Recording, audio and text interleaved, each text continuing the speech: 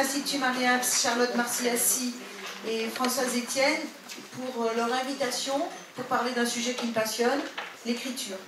Donc je voudrais revenir sur les enjeux de la symbolisation et commencer par la question de la trace, donc de revenir un petit peu en arrière sur cette question de la trace. Donc ça va certainement être très court, mais c'est le jeu, puisque on vous a expliqué que vous aviez les actes qui étaient beaucoup plus détaillés. Donc ce qu'on remarque, je vais démarrer avec la trace et le geste. Donc la trace, et puis on se sert beaucoup du dessin pour regarder la progression de cette trace.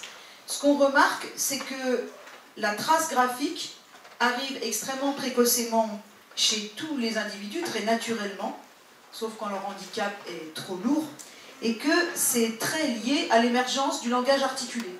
Donc ça vient en fait pratiquement en même temps, à partir de l'âge d'1 an, chez tous les enfants ordinaires, quelle que soit leur culture et leur éducation, puisque je travaille dans de nombreux pays, au Bénin, enfin dans des tas d'endroits, où les enfants n'ont pas forcément des crayons et où malgré tout la trace advient.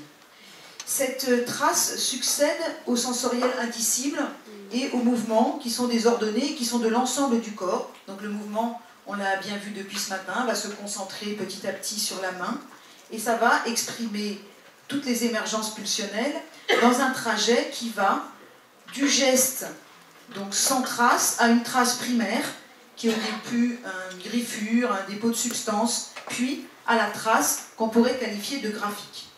Et cette trace graphique, elle va aussi avoir des étapes.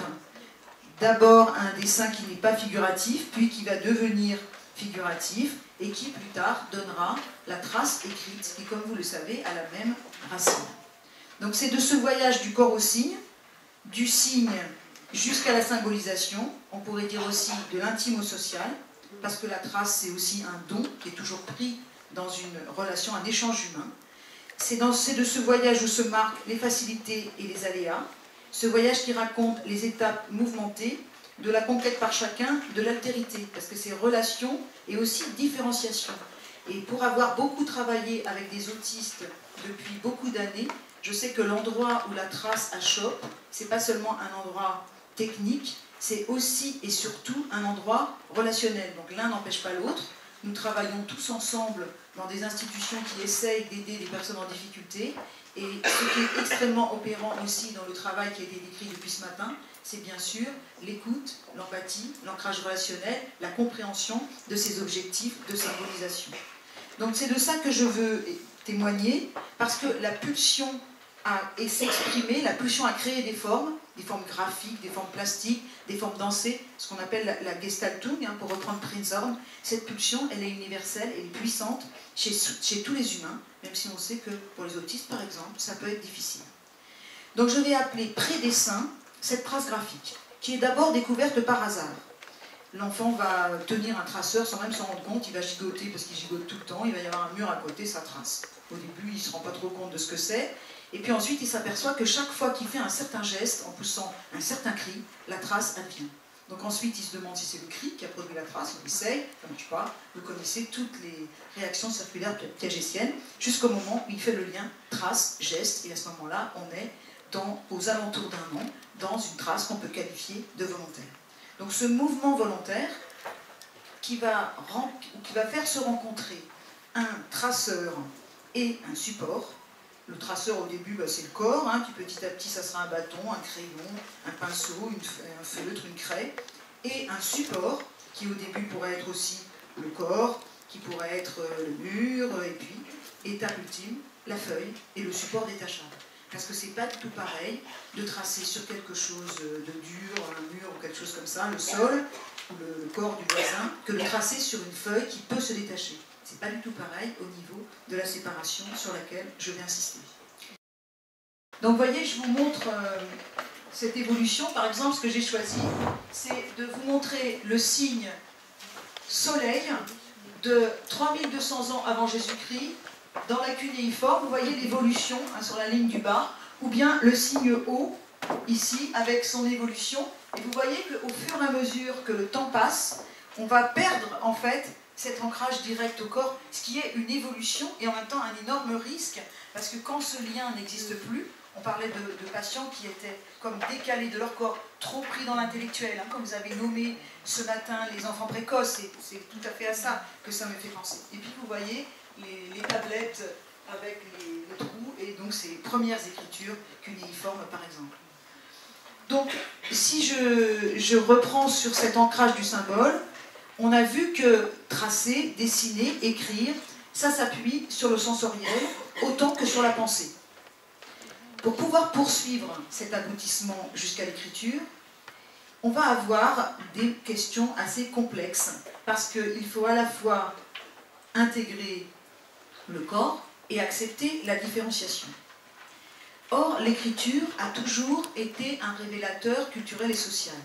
Il y a une dimension politique, pratiquement, où, avec ses règles, sa précision implacable, l'écart aussi qui se creuse en France et dans plein de pays entre la langue orale et la langue écrite, ce qui est assez compliqué pour les jeunes qui cherchent à la parler, elle a été dans toutes les sociétés un analyseur de réussite ou d'exclusion.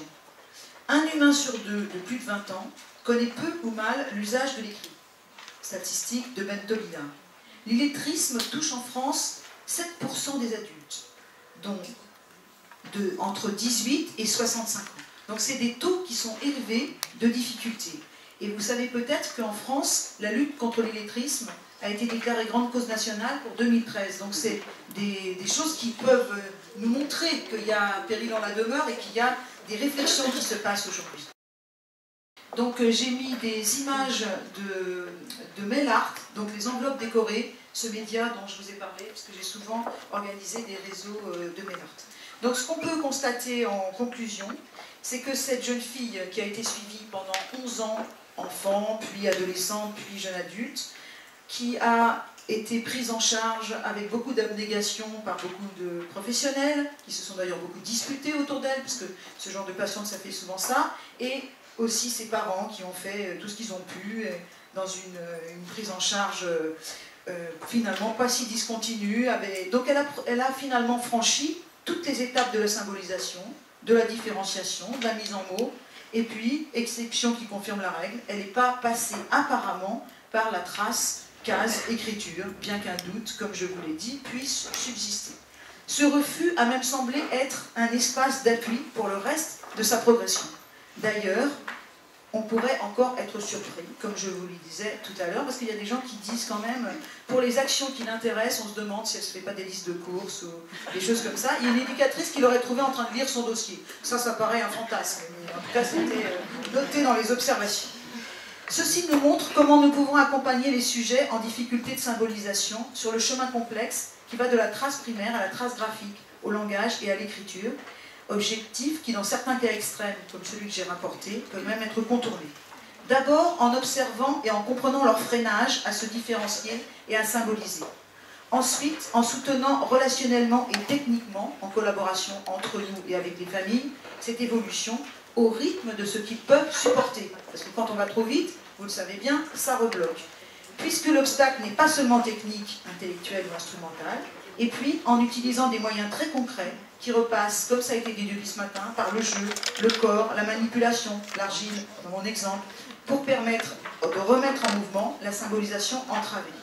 Parce que, une fois admise la place centrale de la trace et de ses aléas comme révélateur et levier de l'identité humaine, mais aussi l'abrasion actuelle du lien primaire corps-écriture, comment retendre cet ancrage charnel et sensoriel de la symbolisation écriture?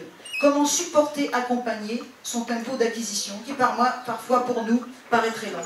Comment supporter les refus temporaires, les formes incidentes? Ça me plaisait beaucoup quand on disait, ben oui, il ne tient pas son stylo comme il faut, et alors, puisqu'il tient son stylo, est-ce que c'est pas quelque chose qui est important?